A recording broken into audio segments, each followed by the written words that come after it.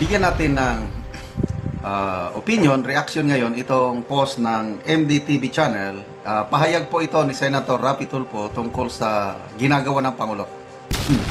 Sabi niya, wala tayo nakikitang mali sa ginagawa ng Pangulo. Ang galing, ano?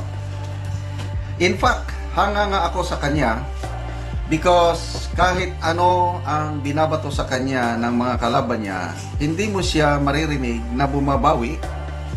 Pinapabayaan niya lang sila at patuloy siyang nagtratrabaho. Marami lang nagbulag-bulagan. Yun ang katangian ng Pangulo na gusto ko sa kanya. Dapat kaming mga public servant, trabaho lang ng trabaho. Oh.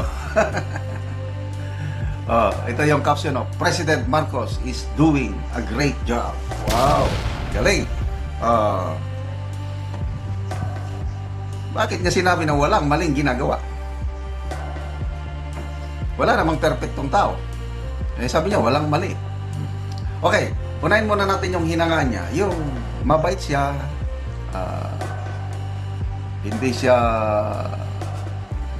lumalaban ng ano. Actually, iyon din ang nagustuhan ng karamihan ako nung kampanyahan noong 2022. Binabato na siya kung anong binabato, tapos kanya lang, wala lang. So yun ang maraming nagustuhan. And up to now, okay naman yun. Kahanga-hangang naman yung gano'n na hindi siya nagre-retaliate through words, trabaho lang. But that's not enough. Nang dahil ba sa mabait siya, okay na siya sa president. Iba yung kanyang kung ordinaryong tao lang siya, ay talagang kahanga-hanga. Kailang nakasalalay sa kanya ang buhay, kabuhayan, kinabukasan ng lahat ng Pilipino dahil presidente siya. Hindi pwede yung magbait-baitan ka lang. Sabi nga ni Senator Lacson, kailangan ng presidente ng bastonero. Bakit nasabi ng senador yung bastonero? Kasi nakita nga niya sobrang mabait ang Pangulo. Kailangan niya ng cabinet secretary alalay na pag nagsalita, it will send a very strong message at susunod yung mga sinasabi. Yun ang nakita kong kakulangan ng Pangulo. Yung sobrang kabaitan niya, inaabuso ng nasa palibot niya. Dahil sa sobrang kabaitan niya, madali siyang magtiwala. Kulang siya ng how do I call it? Kulang siya ng diskarte. Kasi, ako naranasan ko rin ang lahat ng mga kalukuhan sa buhay. Hindi ako santo. Dahil alam ko yung kalukuhan na napagdaanan ko, nung naging commander na ako, yung mga sundalo ko na gumagawa ng kalukuhan, hindi sila makaligtas sa akin dahil alam ko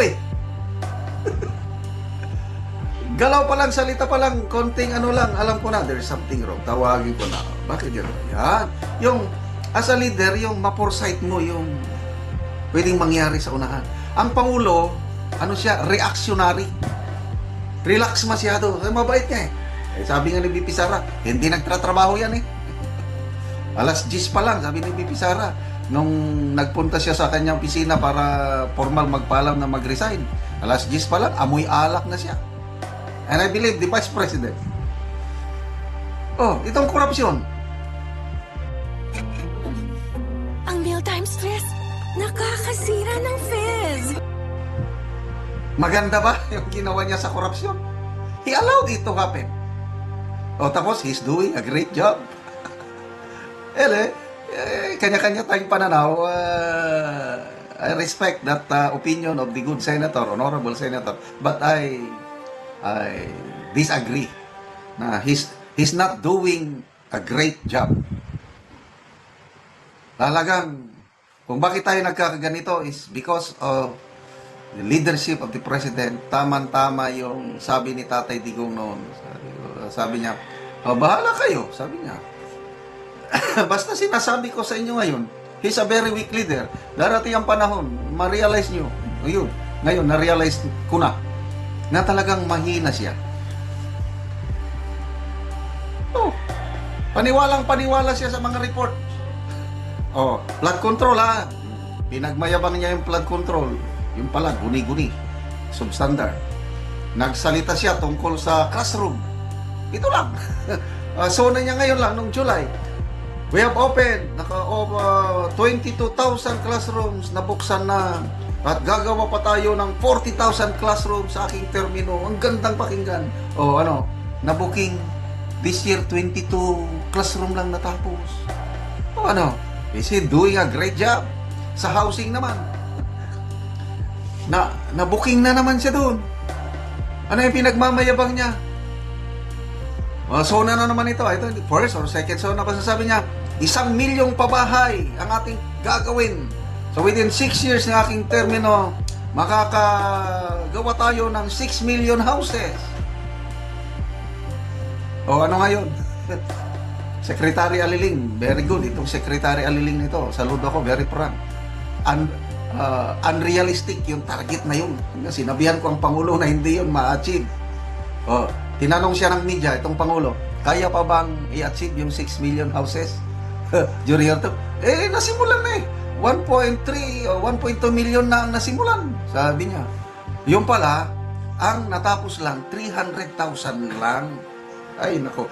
Yan po ang ating Pangulo. Sinasabi niya, nangyayari itong sinasabi ko. O anong basihan ni Senator Rapi Tulfo na he's doing a great job dahil lang sa hindi siya lumalaban sa mga kalaban niya? Is that a good job already? Ulitin ko, magandang katangian yun. And hinahangaan ko rin. But that's not enough to make him a good president. Actually, he's not. Bakit nagreklamo yung mga business groups? 34 business groups issue ng very strongly worded joint statement na do something decisive. Pag hindi, kawawa tayo. Bakit sabing do something decisive? Dahil kulang ang ginagawa niya. Corruption lang ito Bigyan natin ng opinion, reaction ngayon itong Facebook reel posted by Kwento ng Bayan. Interview ni Lucy Cruz Valdez kay Ombudsman Remulla, October 24, 2025, kahapon. Nako, nakakagulat. Ombudsman na ito, sabi niya, tax avoidance is legal. Halos hindi ako makapaniwala. Para bang bending the law. Is it, okay, Secretary? Yes, sir. Bend the law. Ngayon, ito na, tax avoidance. Pakinggan natin Halos hindi rin makapaniwala si Miss Lucy Cruz Valdez. Paano masabi? Because tax evasion and tax avoidance. Tax evasion is legal. And bend the law is not breaking the law. Tax evasion is And tax legal. avoidance. Parang di maganda. It's legal. Tax avoidance is legal. Umamatay ako. Tax avoidance is legal. Paano masabi? Because tax evasion and tax avoidance. Tax evasion is legal. And bend the law is not breaking the law. Tax evasion is And tax legal. avoidance. Parang di maganda. It's legal. Tax avoidance is legal. Umamatay ako doon. Bend the law. Paano masabi? Because tax evasion and tax avoidance. Tax evasion is legal.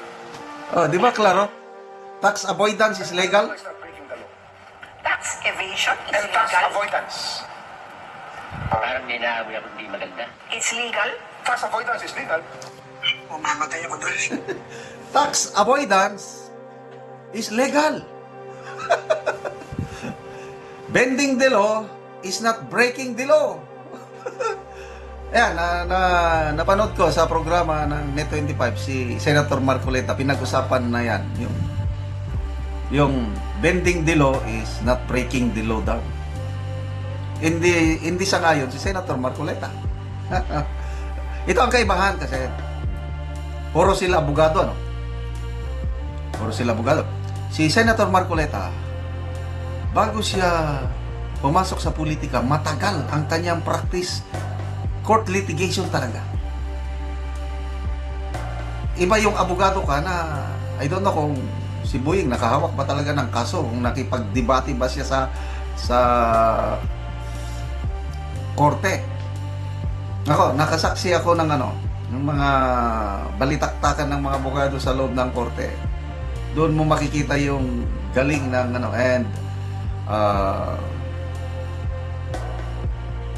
kawawa ang ating mga piskal, hindi sa pag-ano ng mga piskal ha. Ang daming kasong hinahawakan ng mga piskal, patong-patong. Sa dami ng kumpara dito sa mga abogado, sa mga law firms, of course, nagbabayad ng nagbabayad ng maganda yung mga kliyente nila. Well prepared itong mga super galing ang mga abogado basta sa mga law firm na mga matitigas ha. Sa galing ng abogado talagang madidismiss ang kaso. Ang daming anggulo kasi na pwede nilang So, yun. Between Senator Attorney Marcoleta and Attorney Ombudsman Boying Rimulya, sabi ni Boying, bending the law is not breaking the law.